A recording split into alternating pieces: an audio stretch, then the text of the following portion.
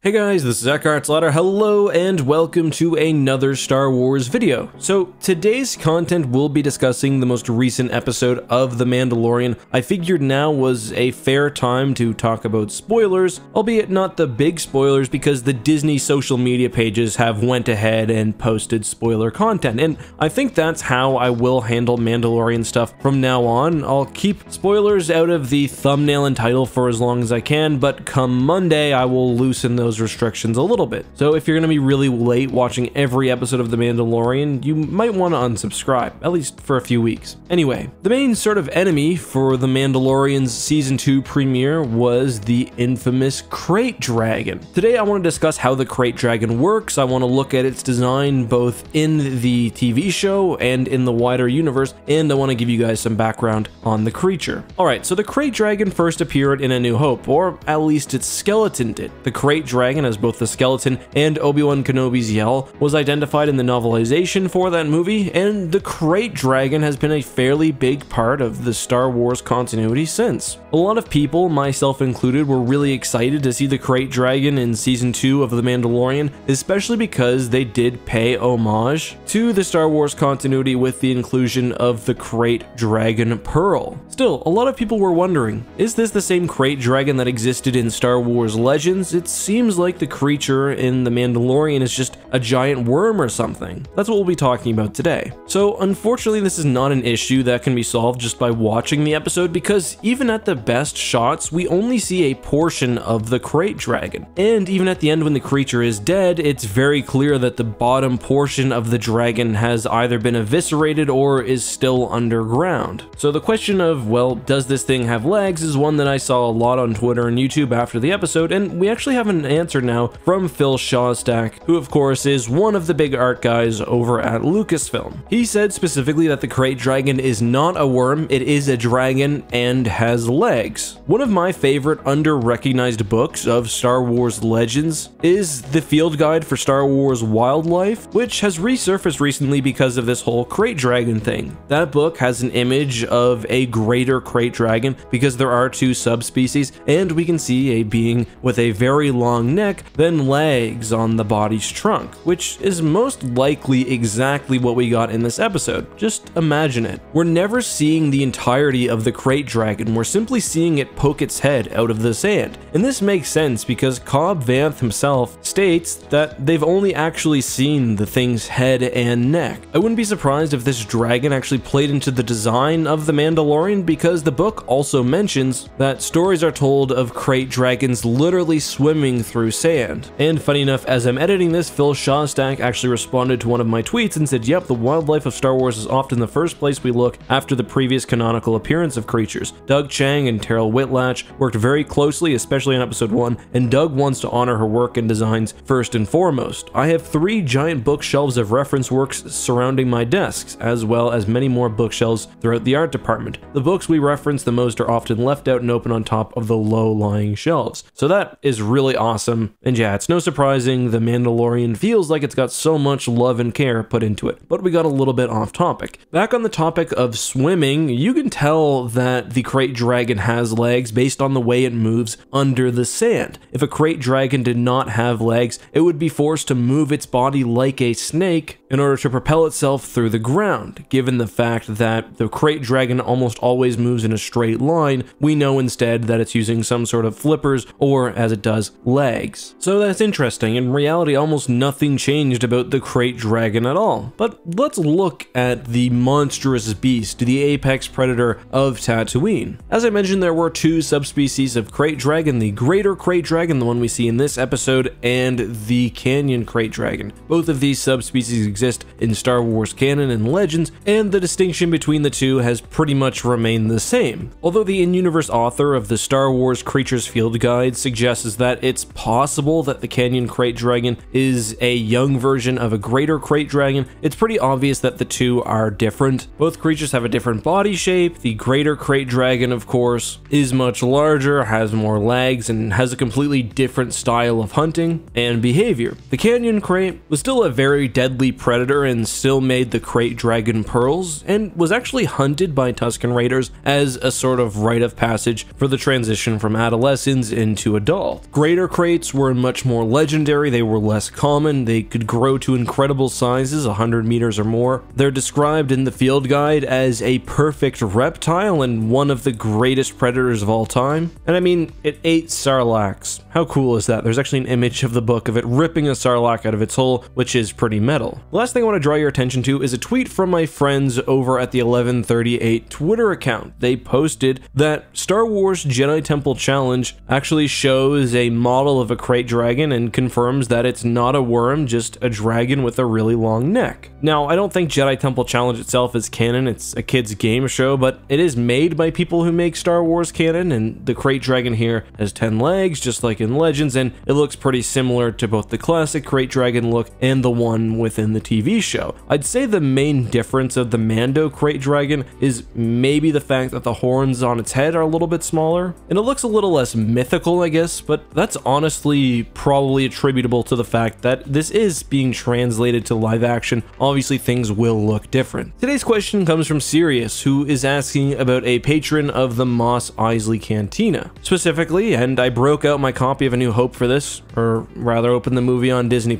this dude here, and obviously he was not intended to be a Yuuzhan Vong agent, but who is this character and what's his backstory? I actually didn't know. I always think I know a lot of the characters from the Mos Eisley Cantina until I actually look at the scene again, and there's always somebody hiding in the background. So I asked on Twitter, by the way, go follow me on Twitter if you haven't, because the responses to this post were actually really funny. But I also learned through a Star Wars collectible site that the character's name is Trinto Dwaba, who is apparently a near-human Stens shifter. I don't know, just search it up on Wikipedia. Apparently though, and this kind of blew my mind, the character can also be found in The Force Awakens, which is pretty wild. I mean, of all of the returning quote-unquote aliens from that movie that aren't present in Maz's scene, apparently Trinto made it. But guys, that's all for today. I hope you enjoyed this video. Let me know what you'd like me to cover next, especially if it's Mandalorian related, because I am really loving that show right now. Until next time though, guys, be safe, have a good one, and of course, may the Force be with you.